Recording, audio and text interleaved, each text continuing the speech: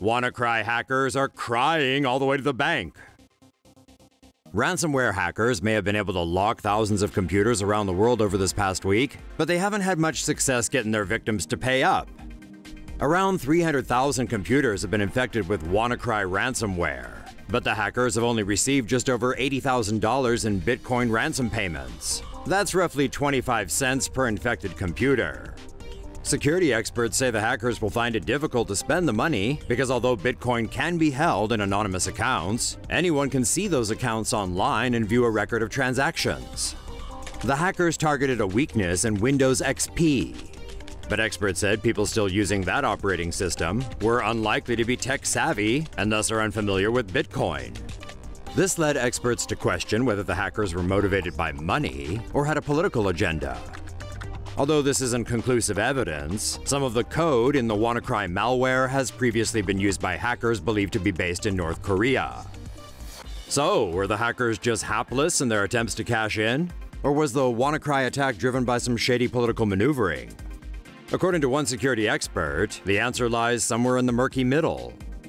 The only sure thing is, this won't be the last we've seen of global ransomware attacks.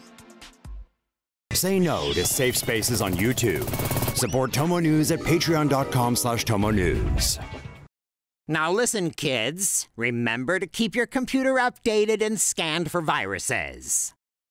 How the ransomware attack was stopped, at least for now. A 22-year-old computer geek from the UK is being hailed a hero for stopping the global spread of a ransomware attack that began last Friday. The ransomware, known as WannaCry, exploits a vulnerability in Microsoft Windows that was revealed in stolen NSA documents. The malicious software locks computers and demands users pay $300 in Bitcoin to retrieve their files. A British researcher stopped the attack after discovering the malware was connecting to an unregistered domain. The researcher paid around $10 to register the domain name, which activated a kill switch in the ransomware. However, the researcher warned that the hackers would change the code and reboot the ransomware. Cybersecurity experts feared there would be a fresh bout of infections on Monday as people returned to work after the weekend.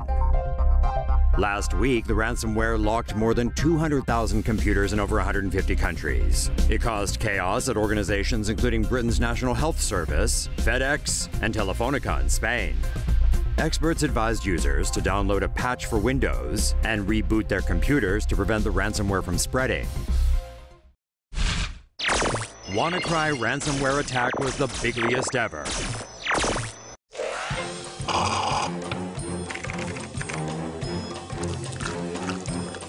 Computers were hit last Friday by a massive cyber attack, as ransomware, known as WannaCry, affected up to 200,000 computers in 150 countries.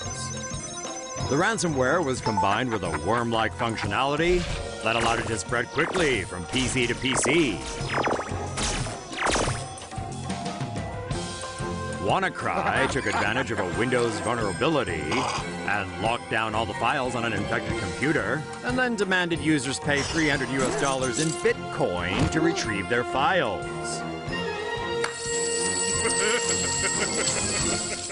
Oh, we can also thank the NSA and their hacking tools that were leaked online for this latest mess. Thanks! The ransomware spread like lightning, causing chaos for thousands of public and private sector organizations around the world.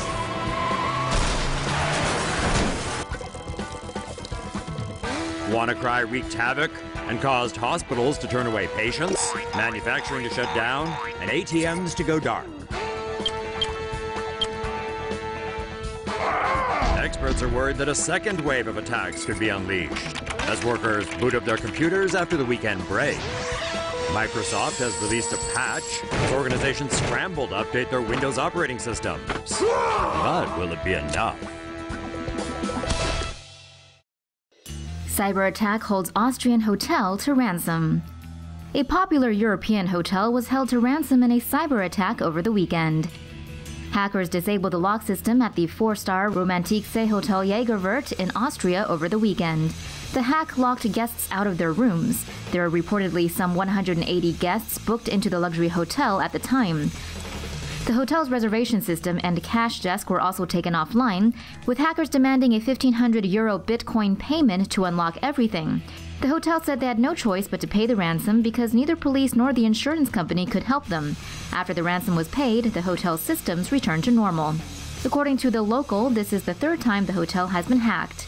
The hacker reportedly tried once more, but failed after the hotel put stronger security measures in place. Say no to safe spaces on YouTube. Support TomoNews at patreon.com/TomoNews. Could your car become the target of hackers?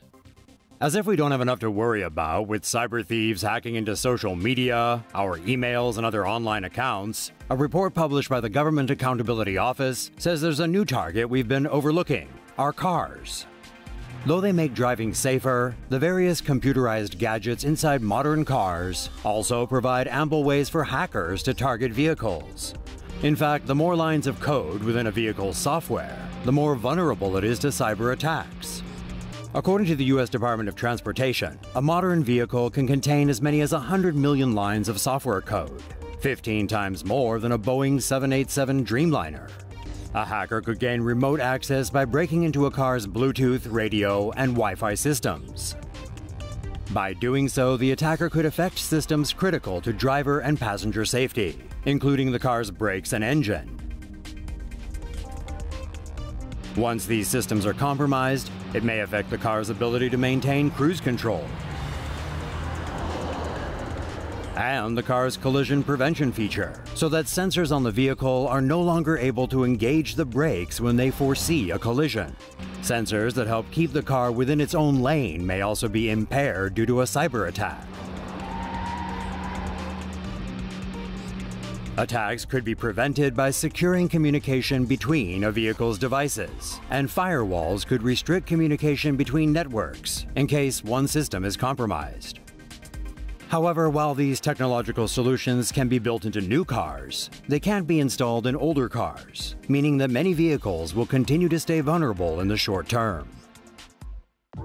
Attack of the zombie refrigerators. Hackers used everything but the kitchen sink last week to take down the websites of Twitter, Netflix, the New York Times, and more. Internet services across much of the U.S. were disrupted or temporarily taken offline in a massive distributed denial of service attack last Friday. Known as a DDoS for short, the attack targeted thousands of devices with weak security and easy-to-guess passwords to form a botnet. Vulnerable devices can include anything with web connectivity, such as smart refrigerators, routers, security cameras, digital video recorders, and more. This botnet then overwhelmed internet servers and disrupted popular services such as Netflix, Spotify, Reddit, Twitter, and more. So what can one do to defend against an attack with the potential to overwhelm the web using thousands upon thousands of interconnected zombie devices? Well, be Amish! Hackers penetrate Polish Airlines computer system. Hackers attacked a Polish Airlines computer system over the weekend, grounding more than a dozen domestic and international flights. Hackers accessed Polish airline LOT's computer system on Sunday afternoon, gaining access to the company's flight plans. According to the BBC, domestic as well as international flights from Warsaw to cities in Germany and Denmark were affected. At least 1,400 passengers were left stranded in Warsaw's Frederick Chopin Airport. The hacked computer system took about 5 hours to fix. 10 national and international flights were cancelled during that time, and at least a dozen more were delayed.